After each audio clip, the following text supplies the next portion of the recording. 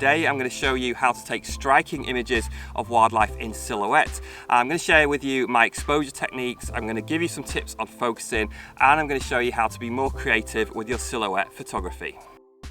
A classic subject for silhouette photography is of course birds in flight against the sky, and we can get some really strong images in this way, particularly when we shoot largely towards the sun at sunrise and sunset. For good silhouettes, ideally you want to have a location that's nice and open with big clear views of the sky and not too many distractions in the way. Now this wetland site close to home is perfect for that, so here I can get every bit of sunshine from first thing in the morning right through to last thing in the evening. The position of the sun in your silhouette shots is going to make a big difference to how the image looks. Now it could be the case that the sun is actually in the frame in your picture, and that can be quite difficult because you just get so much contrast. It can be difficult to get an exposure that looks okay. Now you could have just part of the sun, which I think is actually a really nice effect, where maybe you just have like half the sun just sort of encroaching on the edge of the frame. Now I quite like that because it's a little bit more creative, but at the same time it's not causing a massive amount of contrast.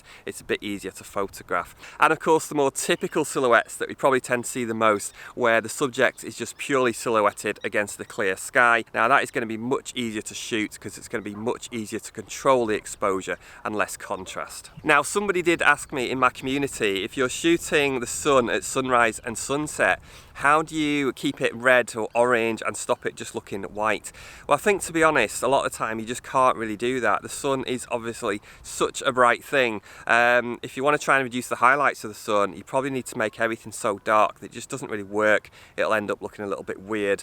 So my advice is, in that situation, just try not to blow out the highlights, I'd say, in the sky around the sun as much as possible, but don't worry about the highlights of the sun itself actually blowing out. And I think really the only way to get that effect with that coloured sun is where you have some degree of cloud around the horizon and the sun sinks down, and sometimes it just comes up that beautiful orange or red ball. That's really the only way I think you can capture that, which is really down to specific weather conditions and cloud, which I'm going to talk about next. Now I'm sure we all want to get the most beautiful colours in the sky for our silhouettes, and that largely comes down to the amount of cloud that's around. If you have a completely clear sky, then things can be more predictable in how it's going to look. You'll often find you have some colour around the horizon and just above, but once you get above that, the sky tends to look kind of dark blue, purple.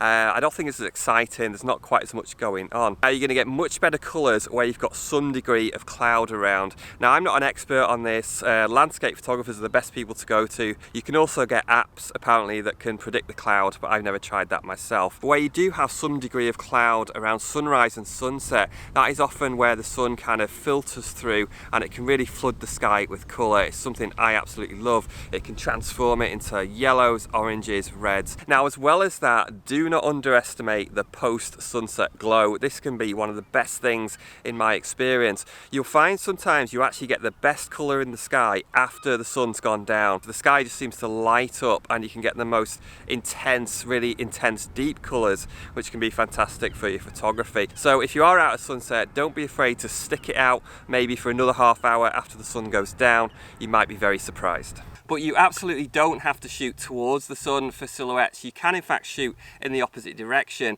If you do that, you're going to find you get a much more subtle look. The colours in the sky tend to be more subtle, maybe more pinks and purples rather than the deep oranges and reds that you get shooting towards the sun. And something I love to do as well is to shoot what I call a semi-silhouette. I don't know if that's a term or I came up with that one, but that's what I call it. And this is where you are still essentially photographing a silhouette, but you still get some reflection of the subject as well. Now a good example would be any white bird in flight, and I've done this myself with gannets. So it's mostly a silhouette I'm shooting, either it's against the sky or it's against the water, but there's just enough light that it reflects on the back off that white plumage, and I think it just adds something a little different, and it's an effect that I really like. Now, what about exposure? This is going to be a common question for this kind of technique.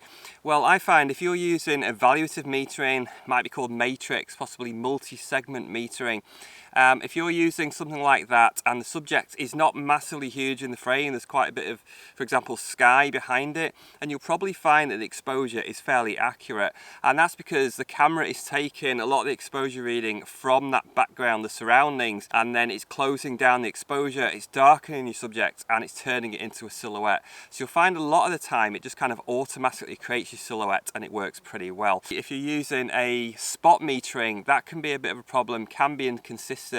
The biggest problem is if you take that spot metering directly off the subject, because that is in deep shade, it's essentially going to brighten it up and it's going to overexpose it too much, and you're going to lose that silhouette effect. So for myself, I just use evaluative metering for everything.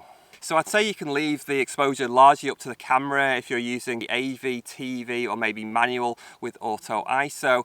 I tend to use aperture priority A or AV or manual with auto ISO, and then that allows me to get a different exposure. The camera will change the exposure automatically if I'm tracking against different parts of the sky. And in the past, I felt sometimes that my silhouette shots were a little too dark for my liking. So what I tend to do is always overexpose. I'll just go for about +2/3. This is what I tend to do. I go about +2/3 above what the camera is saying, and I find that gives a really nice result. It doesn't come out too dark. If it does come out too dark, then that's going to be more of a problem. If your camera's not so good on noise, maybe more of an entry-level camera and it can't handle the high ISOs as well. Or you can expose completely manually, in which case I would take a reading from somewhere above the horizon. I wouldn't take it from directly where the sun is, and I wouldn't take it directly from above you, and then put in your settings based on that. Now, in terms of actual camera settings, I wouldn't say I do things too much differently with my silhouettes. I'll make sure I've got a fast enough shutter speed for whatever it is I'm shooting, and sometimes shooting, towards the sun can really help with that. It automatically gives you a faster shutter speed, and it can help to keep the ISO lower as well. Now, I still don't really like to push the ISOs too much, but I will do that if necessary. Maybe it's that kind of post-sunset glow where the light levels can be pretty low, and on my camera I'll push it to 6400. Don't really like to go above that too much, but obviously if you want to push it really high, you can get rid of some of that noise in post-processing. Silhouette photography is all about highlighting shapes, so in your image you want to be able to see the shape as much as possible. Some wildlife subjects will have quite a distinctive outline, and that can make them easily recognizable. As with any pictures, and definitely with silhouettes, it really helps if the subject is doing something interesting. That could be just striking a certain pose, or it might be some type of behavior. Just that extra little difference to the shape is going to lift your image. And you want to make sure as much as possible that nothing is cluttered. You want everything to look nice and clean. With wings, for example, you don't want kind of half closed wings. If you've got a walking mammal and you want to try and get the legs separated, little things like that are going to make a difference to your images. And if you've got more than one subject, then you want to try and make sure there's space in between them to try and keep the picture nice and clean. Now, what about focusing? Is there any specific focus technique for silhouettes? Well, personally, I don't tend to change things too much compared to just shooting in more ordinary lighting conditions. But there's a few things I'd say in terms of the camera focus options that you might have. And the first one is, if you're using a mirrorless camera, I would switch eye detection off. With a silhouette, you're basically shooting into the shade. You're not really going to see the eye. Certainly most of the time, the camera won't be able to see that. It won't know where to focus, and it probably won't track it very well. Now, the other options, the subject tracking, like whole subject tracking, sometimes it might be called, they can work quite well. They tend to pick up the overall subject and outline. Now, mine does a pretty good job of that.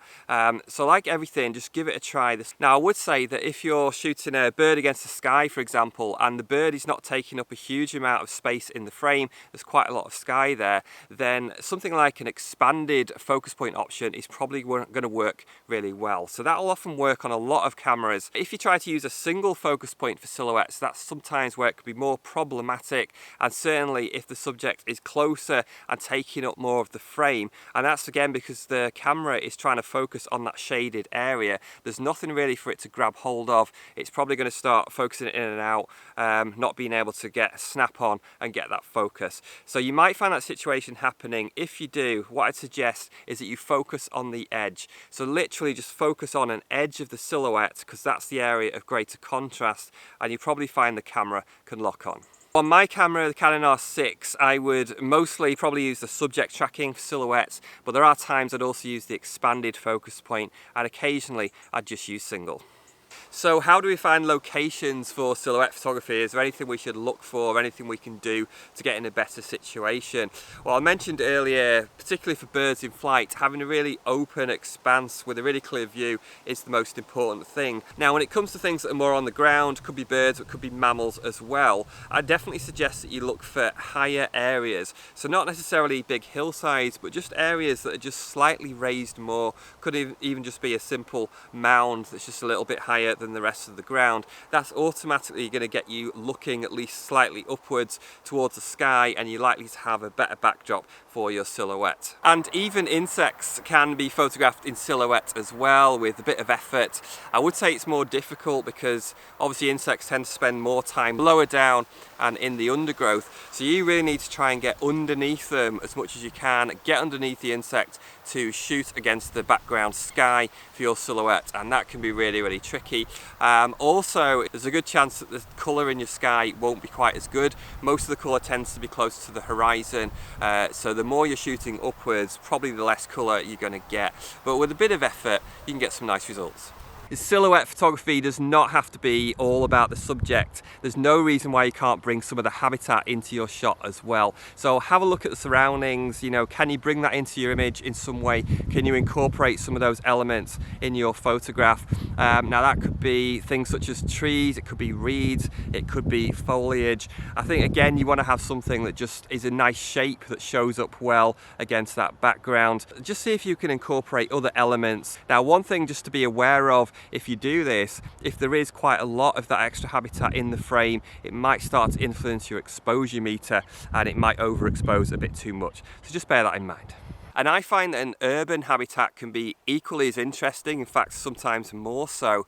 You can often get a big contrast between the strong shapes of man-made elements against the usually softer shapes of nature. Now I actually did exactly this with a little project a few years ago, which was to photograph a pair of kestrels nesting on an old mining machine, and I concentrated here on the silhouettes, just showing the birds in their chosen industrial habitat, and again just kind of having that juxtaposition between the two. Lots of strong graphic shapes in there with the birds I found was really interesting. And also I felt that it didn't even need colour. If I had colour I was happy with that, but I think even just the more monochrome, almost black and white images still worked due to those contrasting shapes. And try and think creatively about your silhouettes. It doesn't just have to be against the sky. Water is a fantastic place for silhouette photography. A common tern just literally dived and caught a fish in front of me. It's so distracting. Silhouettes against the water can be fantastic, particularly at sunrise and sunset, where I think you're going to get the best colour. And again, it's going to come down to how much cloud there is and what type of cloud. That's going to change your background, change the colour that's reflected in the water. And sometimes you can create silhouettes from a very strongly contrasting lighting situation, a bit like where I am now. So if you were to come across this similar situation with wildlife, where the wildlife subject is deeply in the shade but the background is really strongly lit, then what you can do is actually use that to your effect. Instead of trying to record the detail in the subject, you can expose for the highlights. So your highlights are going to be nicely exposed with detail, but anything in the shadows is just going to go completely underexposed, and it should turn it pretty much into a pure silhouette. Now I actually did this with red deer a few years ago on a workshop, and at first I just thought it was a very bad lighting situation, but then I started to think about it a little bit more, and I did exactly this. I exposed for the background, the nice colours in the background that were lit up by the sun, and I just let the deer go completely into shadow, and that created a very strong silhouette. Again, the distinctive shape of the animal really helps, and I even had the added bonus of the young deer, the fawn, actually doing something a little bit different to give a nice pose. So again, always be thinking about being creative. Now for this next section of the video, I need to give you a warning. So if you really hate spiders or you're actually triggered by spiders, then don't watch this part of the video. I've put in the description below when this bit on spiders ends, so you can just fast forward directly to that if you want to, and hopefully not have some kind of seizure. So I was here doing some night photography at Millennium Bridge in Castleford. I suddenly became aware that there was a lot of spider webs along the edge, the sides of this bridge. And when I got closer, I saw just how many spiders there were. So I started to take a few shots, just see what I could do, and then it became apparent that I could actually put some of the spiders against the distant lights that were out of focus from the town. So this only really works with very small subjects like these spiders. I was able to put them against the large out of focus highlights from the street lights of the town. This is very, very difficult to do in terms of positioning, and the ISO was incredibly high as well. I tried to take a number of images of different compositions, and sometimes I was able to get pure silhouettes of those shapes against the bright yellow lights. So this is just another example of how you can sometimes perhaps think outside the box with your silhouette photography. And of course, if you want, you can change things even more in post-processing. You know, that's up to you. It's your choice whether you want to do that. You can maybe darken the silhouette down a bit more. You could darken the shadows, maybe just increase the overall contrast. You could change the color saturation, perhaps selectively. And white balance as well is something that you could alter.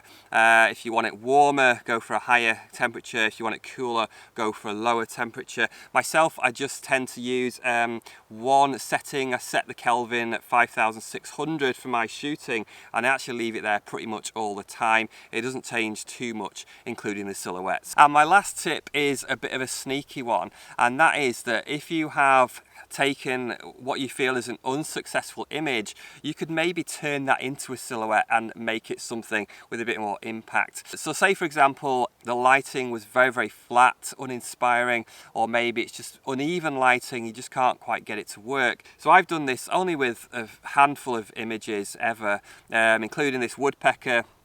I can't remember what the woodpecker was called. It was somewhere in Mexico, but it was big and beautiful. What you could do is just in post-processing, you could maybe adjust the brightness a bit and then make the shadows even darker, increase the contrast, make it a pure silhouette image, and then maybe you could add some colour in there as well. And also did it with a singing wren. I took the shot, I tried to get detail in the bird, and it's just pretty boring shot really. So I thought this would probably work better as a silhouette. I've darkened it down a bit and I've darkened the shadows, and I think it's much more interesting. So you may be able to salvage some images by turning them in to silhouettes. Now I did mention in the video that you might have problems with focusing at times. Now if you're using a DSLR and you find you're having specific focus problems and you want to know how to get around those, then check this video that's up on the screen. And if you found some of the information in this video useful, then please drop me a comment and let me know. Thanks for watching. I'll see you next time.